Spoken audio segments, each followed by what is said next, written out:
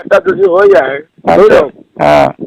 এই যে Jonmoni for example শুনক আপুনি মোক পাৰ্চনেলি যিটো শত্ৰুতা হিচাপে ল'লে আপুনি জোনমণিৰ কথা যে ক'লে যিবোৰ কমেণ্ট দিছে নহয় এই যিবোৰ কমেণ্ট দিছে এই জেলত সোমাবই আৰু ইয়াক গাতলৈকে আমি ওলাবলৈ নিদিওঁ মই এটা কথা কোৱাৰ কাৰণে আপুনি মোক বেয়া পাইছে মই অতুল বৰা বাইদেউক ক'লো মোৰ মানুহ এজন লৈ আহি মই দুআষাৰ কথা ক'বলৈ দিয়ক তেতিয়া মানুহ চিঞৰ বাখৰটো খাম কাটিব মই সেই উদ্দেশ্য লৈ মই অতুল বৰা ছাৰক কথাটো কৈছিলোঁ আৰু আপুনি সেইটো কথাত মোক টাৰ্গেট কৰি লৈছে নেকি জোনমণি ঘটনাটো এক চেলুট নেকি বাৰু